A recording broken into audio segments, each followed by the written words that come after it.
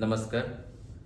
मागच्या व्हिडिओमध्ये मी म्हटलं तसं की आता होऊ घातलेल्या विधानसभा निवडणुकांबद्दल काही मत मांडायचं ठरवलं होतं आणि त्यात पहिल्या व्हिडिओमध्ये मी तामिळनाडू राज्याच्या विधानसभा निवडणुका त्याच्यावरती मी काही माझा ॲनालिसिस मांडला. त्याचवेळी मी त्या व्हिडिओमध्ये म्हटलं होतं की एक बंगालवरती वेगळा व्हिडिओ करायला लागेल.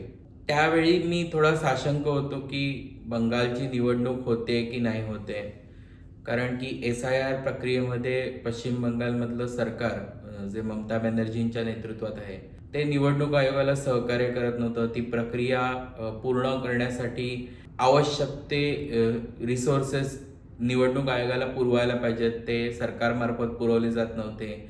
विषय सुप्रीम कोर्टामध्ये गेला होता.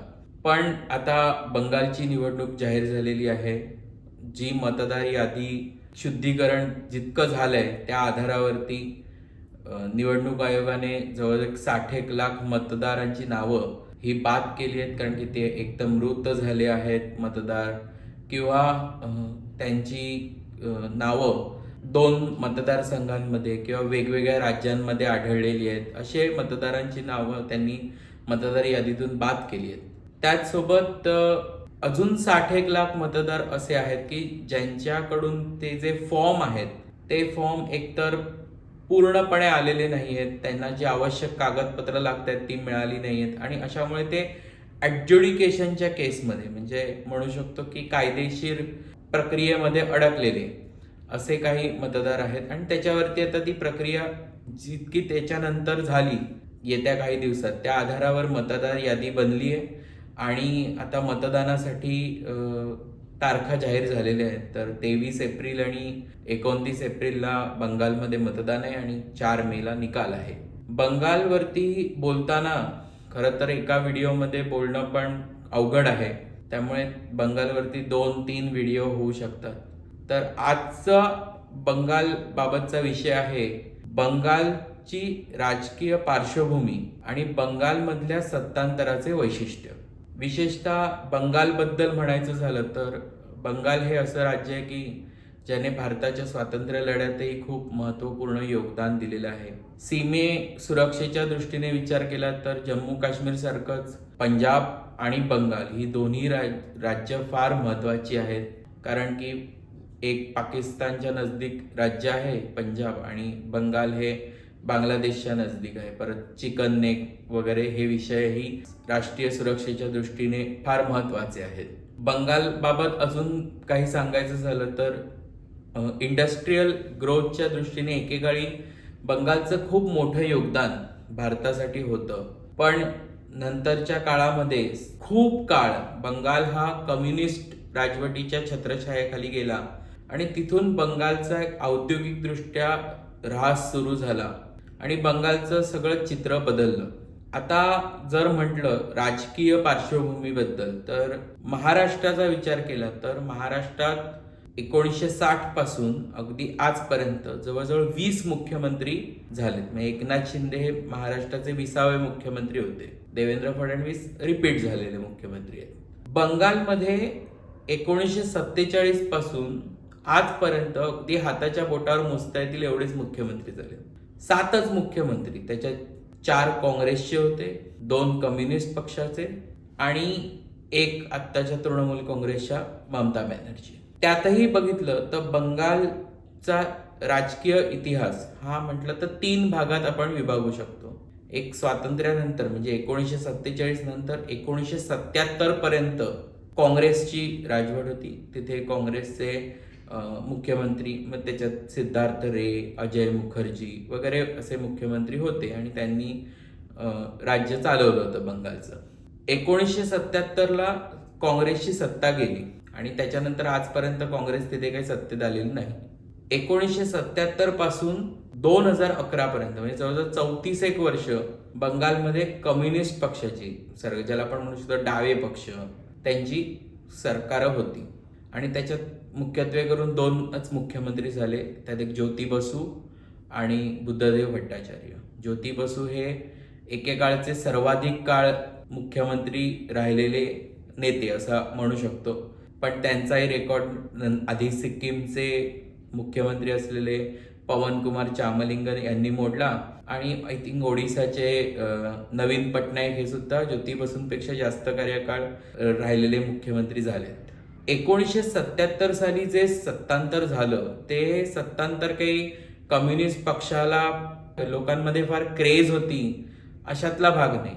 1977ला त्याच्या आधी 75ला जी आणीबाणी लादली इंदिरा गांधींनी, त्यामुळे एक काँग्रेस विरोधी मानसिकता होती आणि त्यातच 1977 साली म्हटलं तर अगदी अमृतसर पासून कलकत्त्यापर्यंत काँग्रेसचा सफाया झाला आणि तेव्हा एक जनता पार्टी हा एक प्रयोग झाला ज्याच्यात काँग्रेस विरोधी सगळे पक्ष एकत्र आले आणि त्यात कम्युनिस्ट पक्षाला म्हणू शकतो एक लॉटरी लागली बंगालची, कारण की तेव्हा बंगालमध्ये प्रमुख विरोधी पक्ष हा कम्युनिस्ट पक्ष होता आणि 1977ला बंगालमध्ये कम्युनिस्टांचं सरकार आलं आणि 1977 पासून प्रत्येक निवडणुकीमध्ये 2011 पर्यंत कम्युनिस्ट जिंकत राहिले. बरं, ह्याच्या कारण म्हणजे काय कम्युनिस्टांनी खूप छान सरकार वगैरे चालवलं अशातलाही भाग नाही, पण त्यांनी एक गोष्ट केली त्यांच्या शासन काळात, ते म्हणजे ते विरोधी पक्षांना उभे करायचे नाही. त्यांना नामोहरम कसं करता येईल हेच त्यांच्या कार्यशैलीमधून नेहमी दाखवत गेले आणि त्यातूनच एक बंगालमध्ये रक्तरंजित राजकारणाला सुरुवात झाली. विरोधी पक्षांच्या नेत्यांना मारहाण, कार्यकर्त्यांना मारहाण, सरकार विरोधी कुठे काही घडलं की लगेच त्याच्यावरती ऍक्शन घ्यायची, काही करून सरकारच्या विरोधात बोललं नाही पाहिजे. इवन एखाद्या सर्वसामान्य माणसाचं छोटंसं काहीतरी काम असेल सरकार दप्तरी, तर ते करण्यासाठी सुद्धा कम्युनिस्ट पक्षाच्या एजंटकडूनच जायचं, तिकडे त्याला काहीतरी दक्षिणा द्यायची आणि मगच पुढे जायचं. बंगालमध्ये अशी व्यवस्था आली की तिथे कोणी न्यूट्रल राहता कामा नये. महाराष्ट्रामध्ये एखादा मतदार म्हणू शकतो की मी ना काँग्रेसच्या बाजूचा, मी ना भाजपच्या बाजूचा, मी न्यूट्रल आहे, माझ्या समोर जे उमेदवार येतील त्याच्यातला मी अवेलेबल बेस्ट आहे, त्याला मी मतदान करेन आणि नाही जमलं तर मी नोटाला मतदान करू शकतो. पण मी अमुक अमुक पक्षाचा किंवा अमुक अमुक पक्षाचा विरोधी असा मी नाही राहणार, अशी व्यवस्था, अशी सोय महाराष्ट्रामध्ये आहे. पण बंगालमध्ये तशी स्थिती कम्युनिस्टांनी आणलीच नाही. तिथे एक तर तुम्ही कम्युनिस्ट पक्षाच्या बाजूचे नाही तर कम्युनिस्ट पक्षाच्या विरोधाचे, आणि मग त्याच्यातूनच बंगालचं राजकारण पुढे गेलं.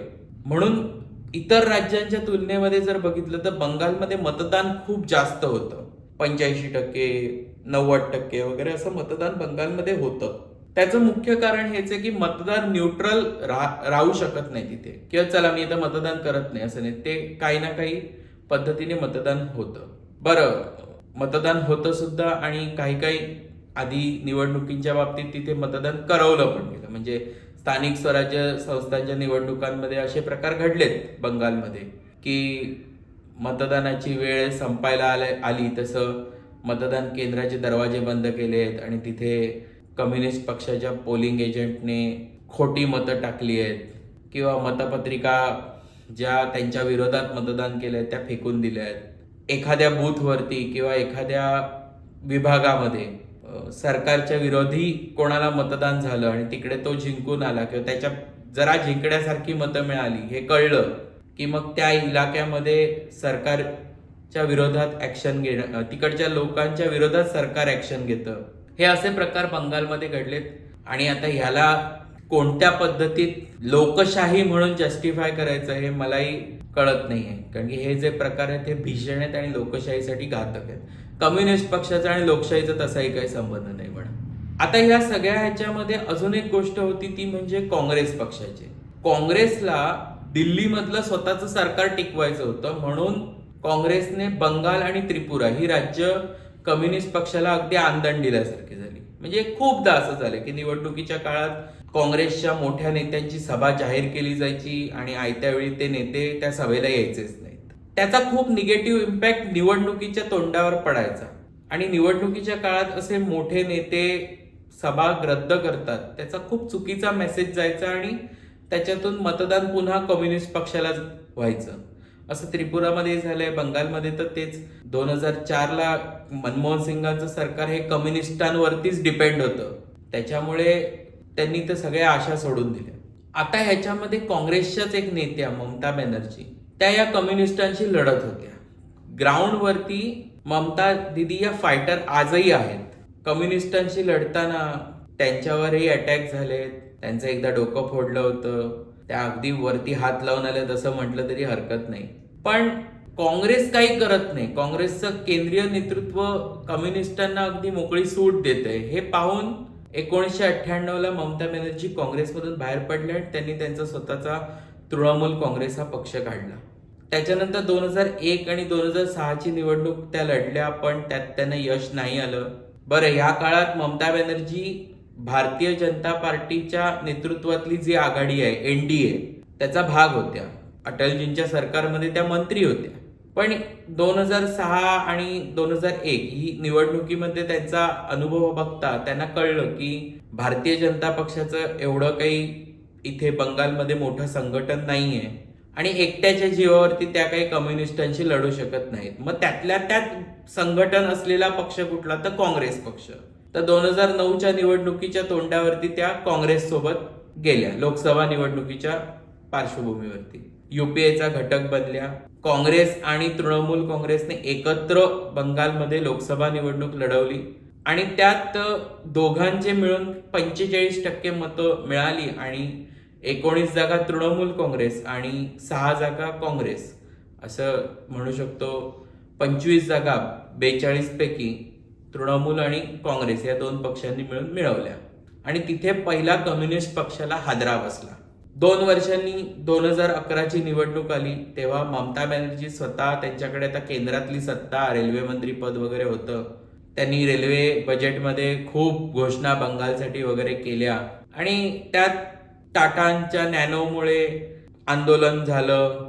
त्याच्यातून एक घटना घडली नंदीग्राममध्ये आणि त्याचा राजकीय लाभ हा ममता बॅनर्जींनी उठवला आणि त्यातून 2011ची निवडणूक ही कम्युनिस्ट पक्षाच्या हातातून गेली आणि 34 वर्षानंतर तिथे परिवर्तन झालं आणि ममता दिदींचाच नारा होता, कोरबोरे लोडबोरे जितबोरे, असं करून त्या जिंकल्या. पण एक गोष्ट मी परत एकदा सांगतो, ममता बॅनर्जींनी एकट्याने कम्युनिस्टांना हरवलं नाही, तेव्हा काँग्रेसला सोबत घेतलं, सत्ता मिळवली, 2011ला मुख्यमंत्री झाल्या आणि 12 साली UPA मधून बाहेर आल्या आणि बंगालमधल्या सरकारमधून सुद्धा काँग्रेसला हकलून काढलं.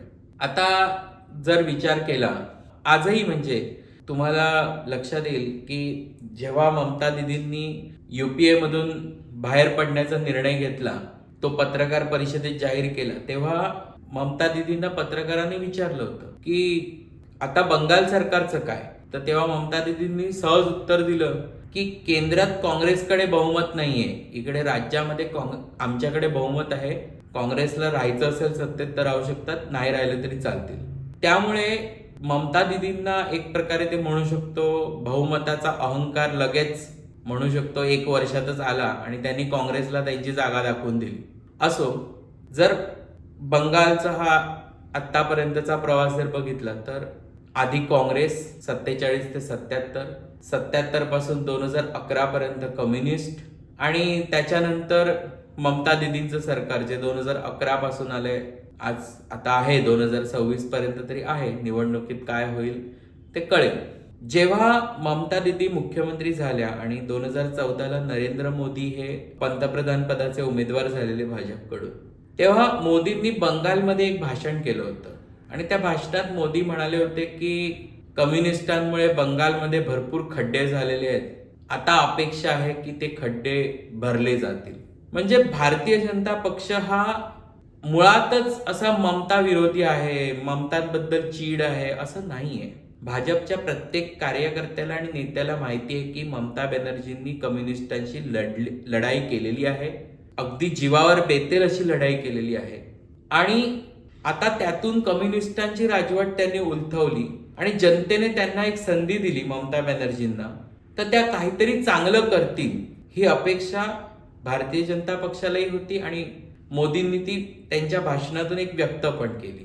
जेव्हा ममतांवरती कम्युनिस्टांद्वारे हल्ले होत होते तेव्हाही भारतीय जनता पक्षाचेच नेते, संसदेमध्ये सुषमा स्वराज यांच्यासारख्या नेत्या ममता दिदींच्या सोबत असायच्या.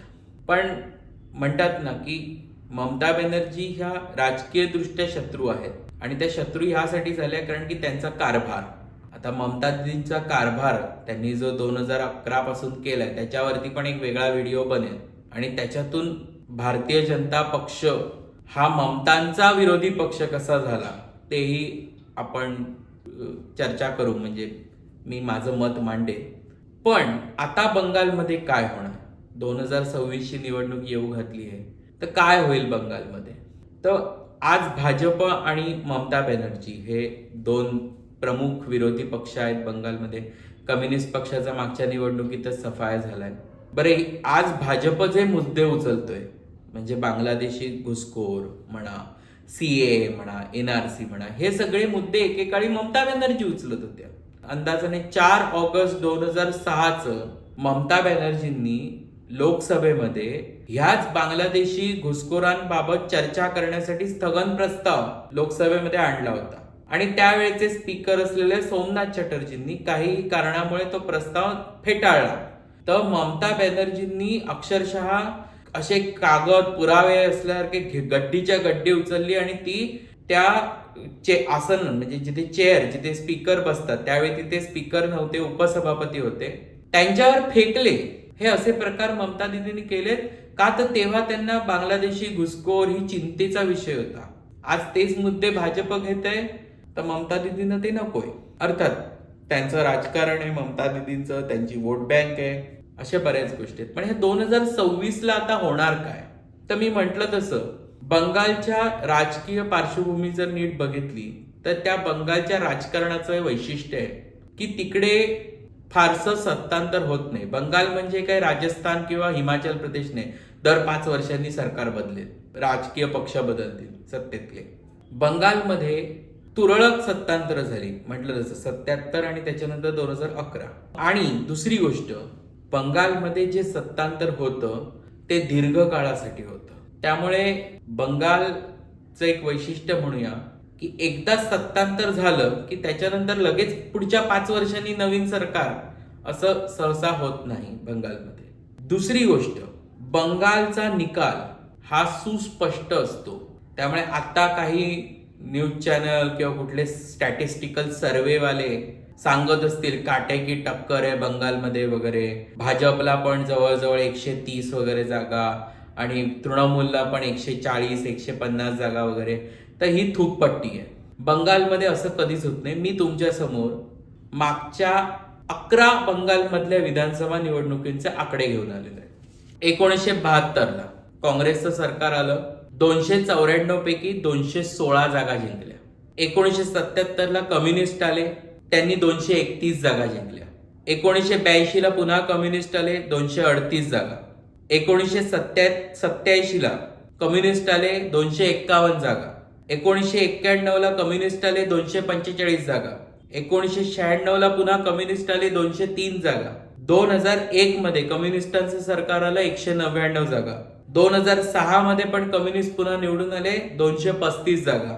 2011 मध्ये कम्युनिस्टांचं सरकार गेलं, ममता बॅनर्जी निवडून आल्या, तृणमूलला 184 जागा आणि काँग्रेसला 42 जागा. 2016 मध्ये ममता दीदी एकट्या लढल्या, 211 जागा.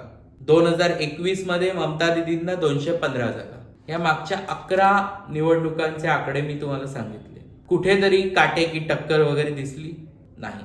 हेच बंगालचं वैशिष्ट्य. बंगालचा मतदार क्लिअर मॅन्डेट देतो. बंगालचा मतदार सत्तांतर तेव्हाच करतो जेव्हा त्याला पूर्णपणे खात्री असते, कारण की त्याला माहितीये चुकून गणित फसलं आणि पुन्हा आधीचेच आले तर त्याचं काय खरं नाही. त्यामुळे जर बंगालमध्ये सत्तांतर हवं असेल तर ते जनतेच्या माध्यमातूनच होईल. जनतेला ते पूर्णपणे वाटलं तरच होईल. आणि जो निकाल लागेल बंगालचा 4 मेला जो लागेल, तो जो पक्ष सत्तेत येईल त्याला 180 पेक्षा जास्त जागा मिळतील. जो पक्ष विरोधात असेल त्याला 60 ते 80 जागा मिळतील. इतकं क्लिअर मॅन्डेट असेल. बंगालमधून कोण एकनाथ शिंदे येणार नाही, बंगालमधून कोण ज्योतिरादित्य शिंदे येणार नाही की काही आमदार घेऊन येईल आणि मग तिकडे सत्तांतर होईल. नाही, बंगालमध्ये सत्तांतर झालं तर ते जनतेच्या माध्यमातूनच होईल. इतका क्लिअर मॅन्डेट आहे. आणि म्हणून निवडणुकींच्या दिवशी सुद्धा माझी विनंती आहे, न्यूज चॅनलवाले काही दाखवतात, हरियाणामध्ये पहिल्या पाऊण तासामध्ये काँग्रेसला 60 जागा दाखवल्या होत्या. मुळात पहिला कल हाती यायला पाऊण तास लागतो. ईव्हीएमची मशीन उघडणार, तिकडचे पोलिंग एजंट, निवडणूक प्रतिनिधी, त्यांच्यासमोर सगळं व्हेरीफाय होणार, मग काउंटिंग होणार, त्याच्यानंतर पहिला कल येणं, यात वेळ जातो. पहिल्या पाऊण तासात काँग्रेसला 60-70 जागा दाखवून मोकळे झालेले हरियाणाच्या निवडणुकीच्या वेळी. निवडणूक आयोगाच्या वेबसाईटवरती एकदाही काँग्रेस लीडवर नव्हती. 2024च्या लोकसभेला सुद्धा पहिल्या पाऊण तासामध्ये भाजपला 300-325 जागा दाखवल्या होत्या. पण प्रत्यक्षामध्ये निवडणूक आयोगाच्या निकालावर वाराणसीमधून सुद्धा पहिल्या काही राऊंडमध्ये नरेंद्र मोदी पिछाडीवर होते. त्यामुळे जर ज्यांना कोणाला बंगालमध्ये कुतूहल असेल, बंगालच्या निकाल बघायचे असतील 4 मेला काय होणार, तर त्यांनी न्यूज चॅनल बंद करा आणि निवडणूक आयोगाची साईट बघा. निकाल हेच असतील की जो पक्ष सत्तेत येईल तो पक्ष बंपर मेजॉरिटीने येईल आणि जो पक्ष विरोधात बसेल त्याला 60 ते 80 जागा विरोधापुरत्या जागा मिळतील. त्याच्यापेक्षा वेगळा निकाल नसेल. आता सत्तेत कोण येणार, ममता दिदी की भाजप, ते आता निवडणुकीचा प्रचार कसा होतोय, भारतीय जनता पक्ष किती जोर लावतोय, कुठले मुद्दे उचलतोय त्याच्यावर आहे. A week is so long time in politics. 4 मेला अजून बरेच दिवस आहेत. मतदानाला सुद्धा बरेच दिवस आहेत, 23 एप्रिल आणि 29 एप्रिल. राजकारणामध्ये म्हटलं तसं 1 आठवडा पण पुरेसा असतो चित्र पलटायला. 20 जून 2022ला महाविकास आघाडीची 25 वर्ष सत्ता राहणार होती. 30 जून येईपर्यंत महाराष्ट्राच्या मुख्यमंत्र्यांची अवस्था अशी झाली होती, गाढवही गेलं आणि ब्रह्मचर्यही गेलं. त्यामुळे राजकारण हा अतिशय काळाने पलटणारा, छोट्या कालावधीमध्ये बदल घडणाऱ्या गोष्टी असतात. तुर्तास बंगालची राजकीय पार्श्वभूमी आणि बंगालचं राजकारणाचं एक वैशिष्ट्य मी तुम्हाला सांगितलं. ते वैशिष्ट्य हेच की बंगालमध्ये फारसं सत्तांतर होत नाही.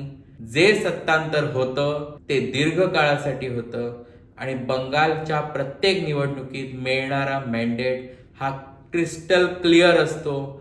त्यात कुठेही काटेकी टक्कर वगैरे नसते. धन्यवाद. नमस्कार.